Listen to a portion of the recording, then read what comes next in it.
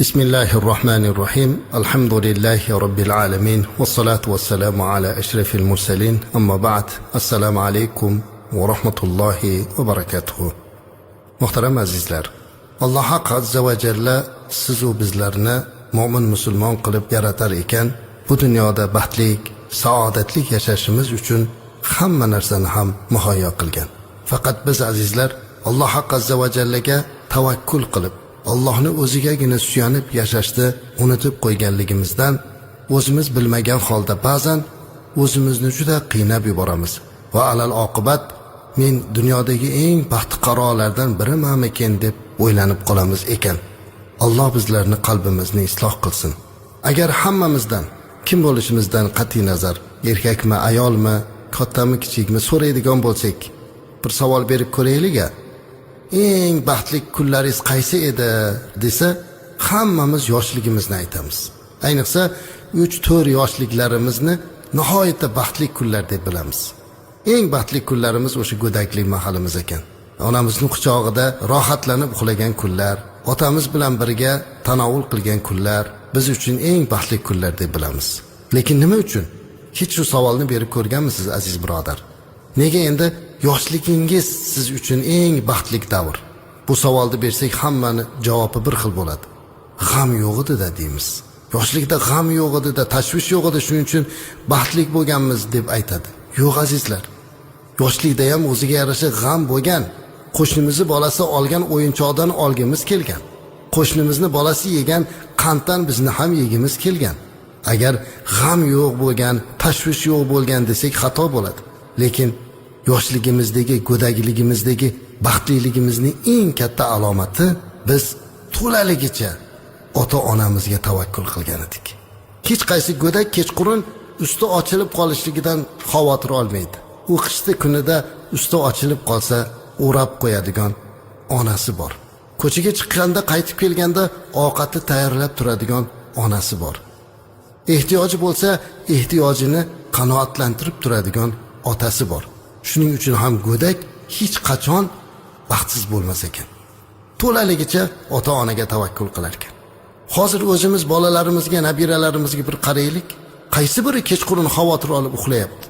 Darvozani berkitib qo'yadigan, qish quruq kunlari bo'lsa ehtiyot qilishlikka harakat qiladigan otasi bor, onasi bor. Uni nima g'ami bor? Mana shuning uchun ham u to'laligicha ota-onasiga tavakkul qilib qo'yganligi uchun rohatlanib uxlaydi. Ertalab ham hech qanday tashvishsiz baxtli bo'lib uyg'onadi. Biz yoshimiz 50 dan o'tib 60 ga yetib katta bo'lib go'daklik chog'imizni sog'inamiz.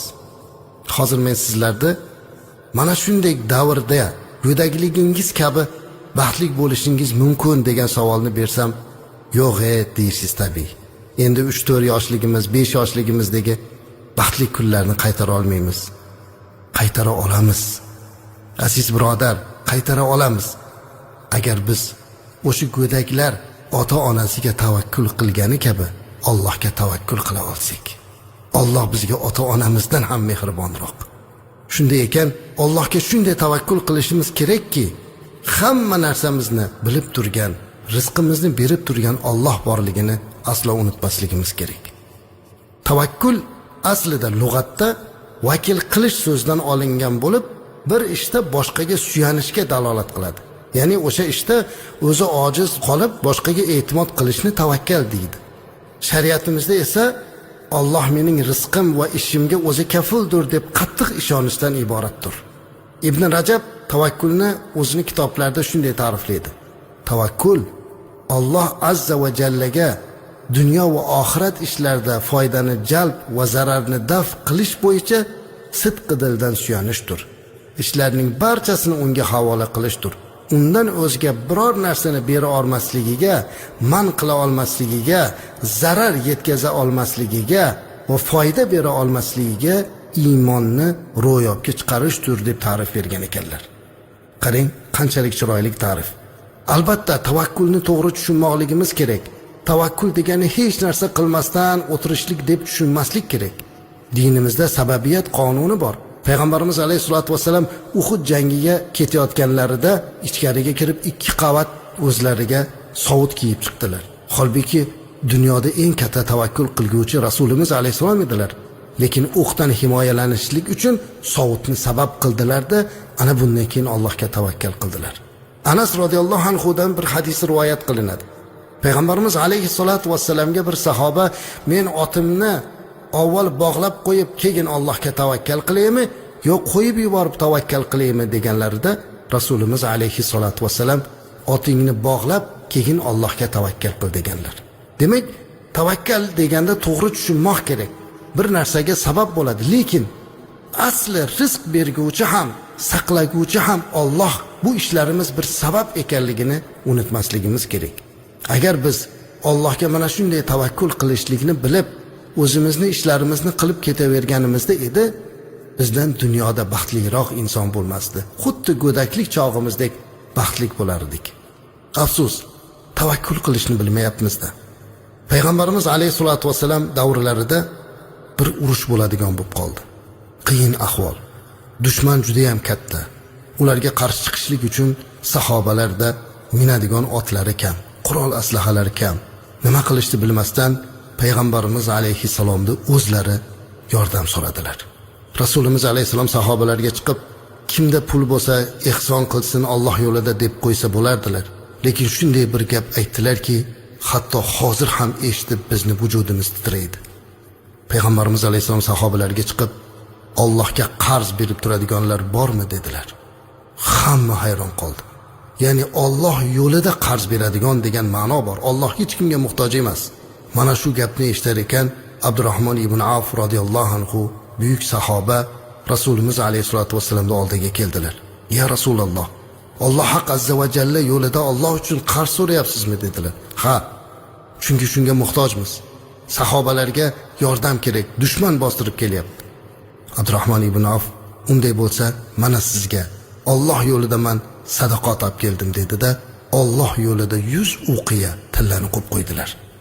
Yonlarida turgan sahobalardan biri, ya Rasululloh sallallohu alayhi vasallam, Abdurrahmon ibn Avf radhiyallohu anhu sadaqa qilishlikda haddidan oshdi chog'i. U uyida hech narsa qo'ymasdan, bir dirham qo'ymasdan olib keldi hozir dedi. Shunda Payg'ambarimiz alayhisalom, ya Abdurrahmon dedilar, uyingizda bola chaqangiz uchun ham biror narsani qo'yib keldingizmi dedi. Ha, qo'yib keldim ya Rasululloh dedilar.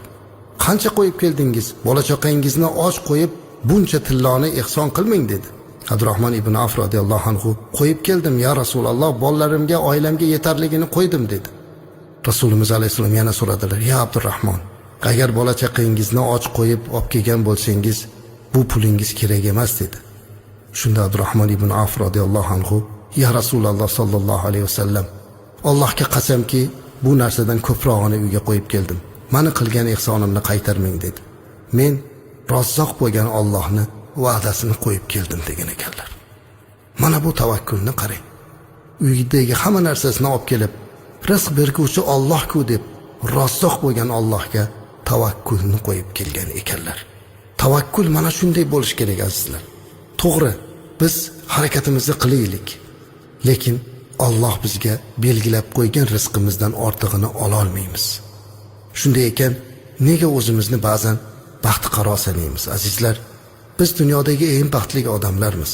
Bizni suyanadigan, iltijo qiladigan zotimiz Allohimiz bor. Allohdan boshqaga suyanib bo'lmaydi. Daraxtga suyansangiz quriydi, devorga suyansangiz qulaydi. Ammo Alloh hayy va qayyumdir. Ya'ni Alloh hamisha tirikdir va qoyimdir. Shunday ekan, faqat Allohga tavakkul qiling. Allohga suyaning.